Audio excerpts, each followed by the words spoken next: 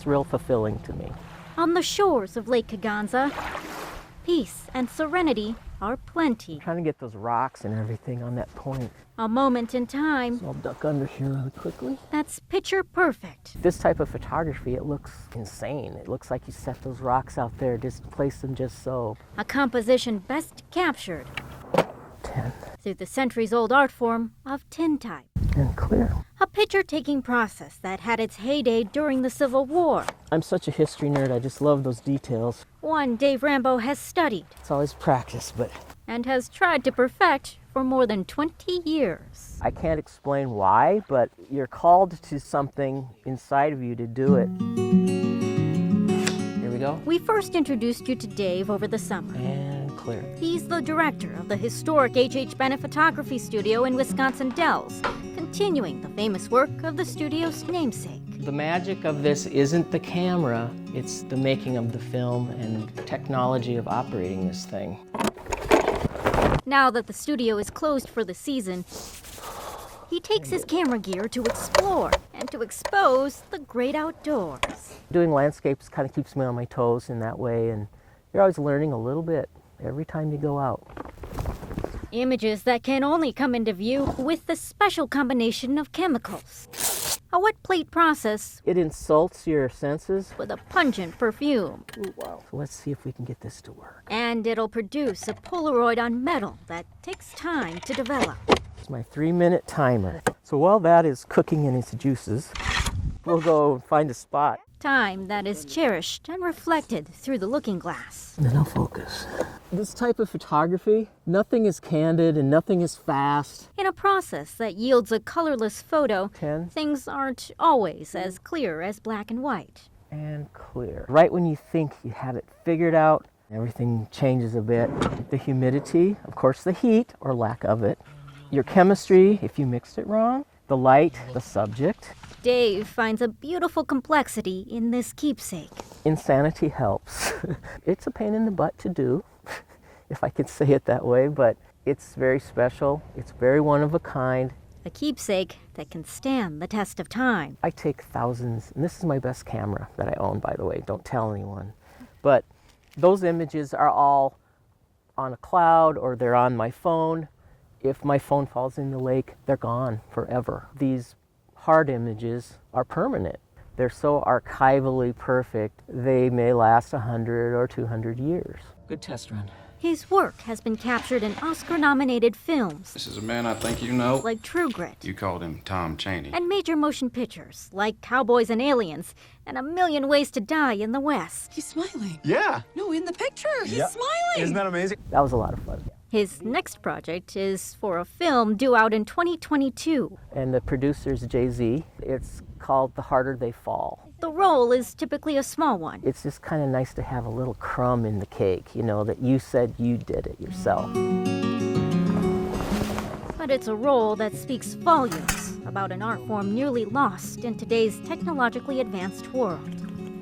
They search and find little old me. It's a little flattering, you know. I have to admit, if nothing else, to add historic continuity, you know, something. Continuity that reminds us details matter. Kind of adds a quality to the picture. Every time you do it, it seems like magic.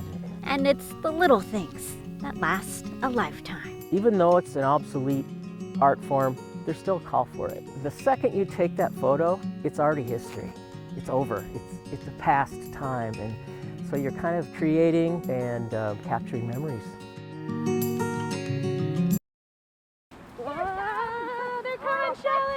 The ornaments are rolling in, the decorative packages being stacked under the trees.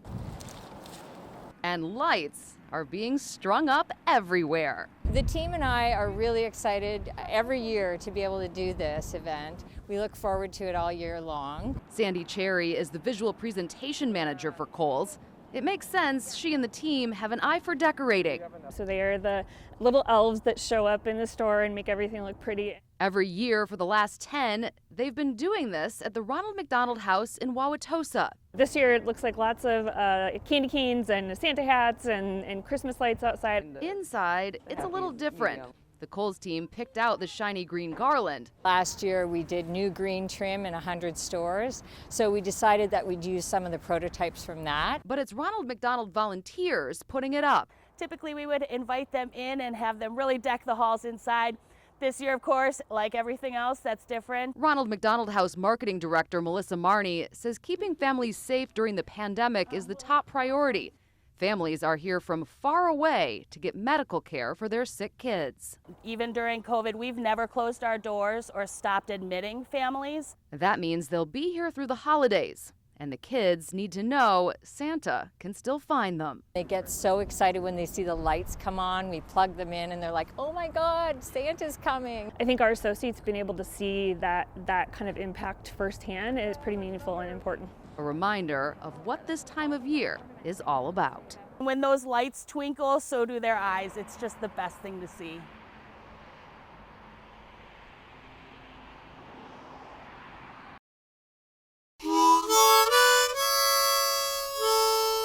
From the very beginning, when soldiers were returning from the Civil War, we really gave them this honor of giving them such a special place. This is also the highest point on the entire grounds, so it basically acts as a focal point. No matter where you're at in the Soldiers' Home, Old Main is the centerpiece. It kind of ties everything together. The year was 1865, and the bloody American Civil War had just come to a conclusion.